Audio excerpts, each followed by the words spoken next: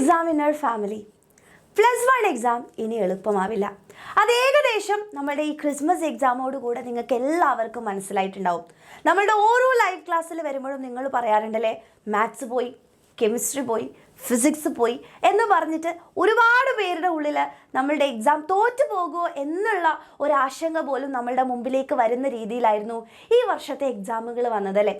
അപ്പം എൻ്റെ കുട്ടികൾക്ക് എല്ലാവർക്കും അറിയാം, നമ്മളുടെ ഈ ഒരു +1 എക്സാമിൽ നിങ്ങൾക്ക് 520 ഔട്ട് ഓഫ് 520 വാങ്ങണമെന്ന ആഗ്രഹമുണ്ടെങ്കിൽ നിങ്ങൾ വെറുതെ നമ്മുടെ ലൈവ് ക്ലാസ്സുകൾ വന്ന് കണ്ടതുകൊണ്ട് യാതൊരു കാര്യമില്ല.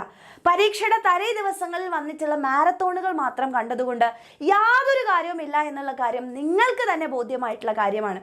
അപ്പം ഏറ്റവും ഇമ്പോർട്ടൻ്റ് ആയിട്ടുള്ള കാര്യം, ഈ എക്സാം ഒക്കെ ടഫ് ആവാനുള്ള കാരണം എല്ലാ ക്വസ്റ്റ്യൻസും നമ്മുടെ ഔട്ട് ഓഫ് സിലബസ് വന്നതുകൊണ്ടാണോ, അല്ലെങ്കിൽ നമ്മുടെ ടെക്സ്റ്റ് ബുക്കിൽ ഇല്ലാത്ത ക്വസ്റ്റ്യൻസ് വന്നതുകൊണ്ടാണോ? അല്ല, എല്ലാം നമ്മളുടെ ടെക്സ്റ്റ് ബുക്കിൻ്റെ ഉള്ളിലുള്ള ആ കാര്യങ്ങൾ മാത്രമാണ് വന്നിട്ടുള്ളൂ. നമുക്ക് പഠിക്കാനുള്ള കാര്യങ്ങൾ മാത്രമേ വന്നിട്ടുള്ളൂ. പക്ഷേ നമ്മുടെ പഠന രീതിയിലുള്ള പ്രശ്നമാണ് ഏറ്റവും ഈ ഒരു എക്സാംസ് നമുക്ക് ടഫ് ആവാനുള്ള കാരണം. NCERT ടെക്സ്റ്റ് ബുക്ക് നമ്മൾ നന്നായിട്ട് പഠിച്ചിട്ടുണ്ടോ?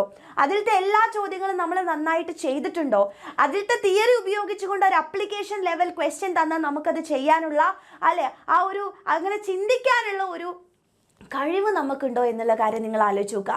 ഇതെല്ലാം നമുക്ക് ഉണ്ടാക്കിയെടുക്കാൻ പറ്റുന്ന കാര്യങ്ങൾ മാത്രമേ ഉള്ളൂ. അപ്പോൾ അത് പ്രോപ്പറായിട്ട് നമ്മൾ ചെയ്യുകയാണെങ്കിൽ മക്കളെ, ഉറപ്പായിട്ടും ഇനി വരുന്ന +1 പബ്ലിക് എക്സാം നമുക്ക് അടിച്ചു പൊളിച്ച് എഴുതാൻ വേണ്ടി പറ്റും.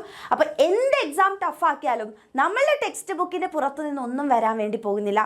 സോ ആ ടെക്സ്റ്റ് ബുക്കിലുള്ള എല്ലാ ക്വസ്റ്റ്യൻസും എല്ലാ തിയറീസും നമ്മൾ വളരെ ക്രിസ്റ്റൽ ക്ലിയർ ആയിട്ട് പഠിക്കുകയാണെങ്കിൽ ഒരു പരിധിയോളം നമുക്ക് എക്സാംസിനെ ഈസി ആക്കാൻ വേണ്ടി പറ്റും. സോ ഇനി നമ്മളുടെ ഊഴമാണ്, നമ്മൾ ഇനി എന്ത് ചെയ്യണം എന്നുള്ളത്. ഇനി നമ്മളുടെ കയ്യിൽ സമയമുണ്ട്. അപ്പോൾ +1 ഇപ്പോൾ നിങ്ങൾ ഓൾറെഡി ഇത്രയും കാലം നമ്മൾ എന്തൊക്കെ ചെയ്തു എന്നതിലല്ല, ഇനി നമ്മൾ എന്ത് ചെയ്യുന്നു എന്നതിലാണ് കാര്യം. അപ്പോൾ എൻ്റെ കുട്ടികൾക്ക് ഒരു ഫുൾ മാർക്കിലേക്ക് എത്തണം, +1 എനിക്ക് നല്ല ഒരു മാർക്കിലേക്ക് എത്തണം എന്നുണ്ടെങ്കിൽ നിങ്ങൾക്ക് ഏറ്റവും നല്ലൊരു ഓപ്ഷൻ എന്ന് പറയുന്നത് നമ്മളുടെ ക്രാഷ് കോഴ്സിലേക്ക് ജോയിൻ ചെയ്യുക എന്നുള്ളതാണ്. അപ്പോൾ ക്രാഷ് കോഴ്സ് എന്ന് പറയുമ്പോൾ തന്നെ എൻ്റെ കുട്ടികൾക്ക് എല്ലാവർക്കും അറിയാം എന്താ ക്രാഷ് കോഴ്സ് എന്ന് പറഞ്ഞു കഴിഞ്ഞാൽ, ഈ ഒരു +1 എക്സാം നമുക്ക് ഏറ്റവും ഫുള്ളായിട്ടുള്ള അല്ലെങ്കിൽ ഒരു എക്സാം ഓറിയൻറ്റഡ് ആയിട്ട് നമുക്ക് എങ്ങനെ ഫുൾ മാർക്കിലേക്ക് എത്തിക്കാം എന്നത് കംപ്ലീറ്റ് ആയിട്ട് നിങ്ങൾക്ക് ഈ ഒരു ക്രാഷ് കോഴ്സിലേക്ക് ജോയിൻ ചെയ്താൽ മനസ്സിലാക്കാൻ പറ്റും.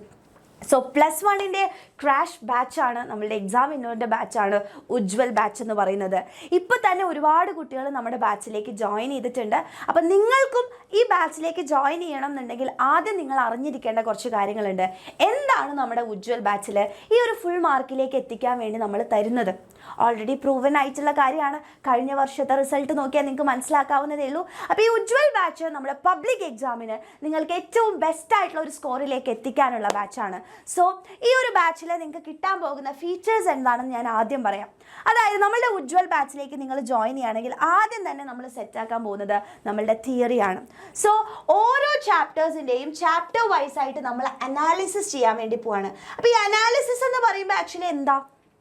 അതായത് ഒരു ചാപ്റ്റർ നമ്മൾ പഠിക്കാൻ വേണ്ടി പോകുന്നതിന് മുമ്പ് എന്തൊക്കെയാണ് അതിൻ്റെ ടോപ്പിക്സ് നമ്മൾ പഠിക്കാൻ വേണ്ടി പോകുന്നത്, അതിലേറ്റവും ഇമ്പോർട്ടൻ്റ് ആയിട്ട് ഏതൊക്കെ ഭാഗത്തു നിന്നാണ് ചോദ്യങ്ങൾ മുൻ വർഷങ്ങളിൽ വന്നിട്ടുള്ളത്, അതേപോലെ തന്നെ ഏതൊക്കെ ഇപ്പോൾ ഒരു ഫിസിക്സിലേക്ക് വരികയാണെങ്കിൽ ഏതൊക്കെ ഡെറിവേഷൻസ് ആണ് നമ്മൾ അവിടെ നിന്ന് പഠിക്കാനുള്ളത്, ഏകദേശം എത്ര മാർക്കിനാണ് ആ ഒരു ചാപ്റ്ററിൽ നിന്ന് ചോദ്യങ്ങൾ വരിക, ഇതാണ് നമ്മൾ ആദ്യം മനസ്സിലാക്കിയിരിക്കേണ്ടത്. അപ്പോൾ ആ ചാപ്റ്റർ പഠിക്കുന്നതിന് മുമ്പ് നമ്മൾ ആ ഒരു ചാപ്റ്റർ വൈസ് ആയിട്ടുള്ള അനാലിസിസ് ആദ്യം ചെയ്യും. അതിനുശേഷം അപ്പോൾ നിങ്ങൾക്ക് ഒരു ബോധം ഉണ്ടാവില്ല, ഇതൊക്കെയാണ് ഞാൻ ശ്രദ്ധിക്കേണ്ടിയിരിക്കുന്നത്. ഇതൊരു ഐഡിയ ഇല്ലാതെ നിങ്ങളൊരു ചാപ്റ്റർ കാണുകയാണെങ്കിൽ നമുക്ക് എന്താണ് പഠിക്കേണ്ടതെന്ന് പോലും ഒരു ബോധം ഉണ്ടാവില്ല. അപ്പോൾ അത് കഴിഞ്ഞതിന് ശേഷമാണ് നമ്മൾ നമ്മുടെ ചാപ്റ്റർ വൈസ് ആയിട്ട് ഓരോ ചാപ്റ്ററിൻ്റെയും 1 ഷോർട്ട് റിവിഷൻ ക്ലാസ്സുകൾ നിങ്ങൾ അറ്റൻഡ് ചെയ്യും. സോ ചാപ്റ്റർ എല്ലാ തിയറീസും, മുക്കും മൂലയും ഇല്ലാത്ത എല്ലാ തിയറീസും നിങ്ങൾക്ക് പറഞ്ഞു തരും, ഒന്നുപോലെ മിസ്സാവാതെ. ഓക്കെ, അതിനുശേഷം നിങ്ങൾക്ക് ഷോർട്ട് നോട്ട്സ് വെച്ച് ലൈവ് ഉണ്ടാവും. അതായത് ചാപ്റ്റർ പഠിച്ചു കഴിഞ്ഞാൽ പിന്നെ നമുക്കതിന് റിവിഷൻ വേണം. അതിന് വേണ്ടിയിട്ടാണ് ഓരോ ചാപ്റ്ററിൻ്റെയും കുട്ടി നോട്ട്സ് ആക്കിക്കൊണ്ട് ഒരു 2 സ്ലൈഡിൻ്റെ ഉള്ളിലൊക്കെ കംപ്ലീറ്റ് ആയിട്ടുള്ള ഫോർമുലാസ്, കംപ്ലീറ്റ് ആയിട്ടുള്ള തിയറീസിനെ വളരെ ചെറിയ ഷോർട്ട് നോട്ട്സ് ആക്കിയിട്ട് നിങ്ങൾക്ക് എന്ത് ചെയ്യുന്നതായിരിക്കും, ഒരു ലൈവായിട്ട് നിങ്ങൾക്ക് എടുത്തു തരും. അപ്പോൾ തന്നെ നമ്മുടെ സെക്കൻഡ് റൗണ്ട് ഓഫ് റിവിഷൻ കഴിഞ്ഞു. അതിനുശേഷം നിങ്ങൾക്ക് നമ്മുടെ +1 ക്വസ്റ്റ്യൻ ബാങ്ക് കംപ്ലീറ്റ്ലി ഫ്രീ ആയിട്ട് കിട്ടും.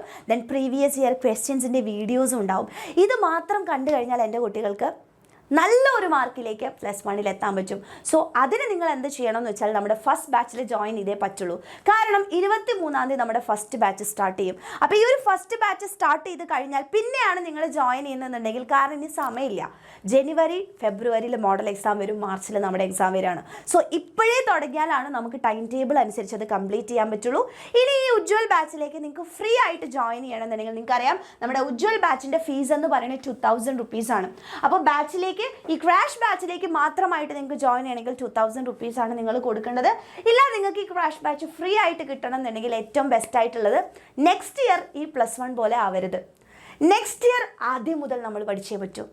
ആദ്യം മുതൽ ക്ലിയർ ആയിട്ട് ക്രിസ്റ്റൽ ക്ലിയർ ആയിട്ട് ഈ ഒരു രീതിയിൽ പഠിച്ചു വരികയാണെങ്കിൽ നമുക്ക് ഉറപ്പായിട്ട് നല്ല മാർക്കിലേക്ക് എത്താൻ പറ്റും. സോ നെക്സ്റ്റ് ഇയറിലേക്കുള്ള ഉയരേ ബാച്ചിലേക്ക് എൻ്റെ കുട്ടികൾ ഇപ്പോഴേ ജോയിൻ ചെയ്യുകയാണെങ്കിൽ നിങ്ങൾക്ക് നമ്മുടെ ഉജ്ജ്വൽ ബാച്ച് കംപ്ലീറ്റ്ലി ഫ്രീ ആണ്. അപ്പോൾ +2ൻ്റെ ഫുൾ സിലബസ് ആയിട്ടുള്ള ക്ലാസ് കിട്ടും, ചാപ്റ്റർ വൈസ് PYQ കിട്ടും, ചാപ്റ്റർ വൈസ് ആയിട്ടുള്ള എക്സാംസ് നടത്തും, ഡീറ്റെയിൽഡ് ആയിട്ട് നിങ്ങൾക്ക് ക്ലാസ് നോട്ട്സ് കിട്ടും, +2ൻ്റെ നമ്മുടെ എക്സാമിനറിൻ്റെ ബുക്ക് സെറ്റ് കിട്ടും, കൂടെ നമ്മുടെ ഉജ്ജ്വൽ ബാച്ച് +1ൻ്റെ ക്രാഷ് ബാച്ച് നിങ്ങൾക്ക് ഫ്രീ ആണ്. ഇതെല്ലാം നിങ്ങൾക്ക് കിട്ടുന്നത് നമ്മുടെ 6000 റുപ്പീസിനാണ്. അപ്പോൾ 6000 റുപ്പീസ് കൊടുത്ത് നിങ്ങൾ നിങ്ങളുടെ +2 സെറ്റാക്കി നമ്മുടെ അഡ്മിഷൻ എടുത്ത് വെക്കുകയാണെങ്കിൽ നമ്മുടെ ഉജ്ജ്വൽ ബാച്ച് നിങ്ങൾക്ക് കംപ്ലീറ്റ്ലി ഫ്രീ ആണ്. ഇനി വേറൊരു ടീംസ് ഉണ്ടല്ലേ, നിങ്ങൾ നീറ്റ് അതുപോലെ തന്നെ JEE ഓറിയൻറ്റഡ് ആയിട്ട് പഠിക്കാൻ ആഗ്രഹിക്കുന്ന ആൾക്കാരാണെങ്കിൽ JEE ബാച്ചാണ് നമ്മുടെ +2 വീര ബാച്ച് എന്ന് പറയുന്നത്. അപ്പോൾ +2 വീര ബാച്ചിലേക്ക് ജോയിൻ ചെയ്യുകയാണെങ്കിൽ നിങ്ങൾക്ക് ഓൾറെഡി ബോർഡിൻ്റെ ക്ലാസ്സസ് ഫ്രീ ആയിട്ട് കിട്ടും. അതിൻ്റെ കൂടെ നമുക്ക് JEEൻ്റെ എല്ലാ ഫീച്ചേഴ്സും, അതായത് ഉയരേ ബാച്ചിൻ്റെ കംപ്ലീറ്റ് ഫീച്ചേഴ്സ് കിട്ടും. അതേപോലെ തന്നെ നീറ്റ് JEE ക്ലാസ്സുകൾ നിങ്ങൾക്ക് കംപ്ലീറ്റ്ലി ഫ്രീ ആണ്. അതുപോലെ തന്നെ DPPs ഡെയിലി പ്രാക്ടീസ് പ്രോബ്ലം, ഒരുപാട് പ്രോബ്ലംസ് അടങ്ങിയിട്ടുള്ള DPPs നിങ്ങൾക്ക് കിട്ടും.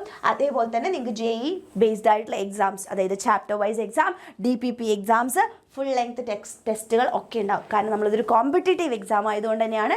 Same in the case of NEET ആണെങ്കിലും നിങ്ങൾക്ക് നമ്മുടെ വേദ ബാച്ചിലേക്ക് ജോയിൻ ചെയ്യുകയാണെങ്കിൽ ഉയരേ ബാച്ച് ഫ്രീ ആയിട്ട് കിട്ടും.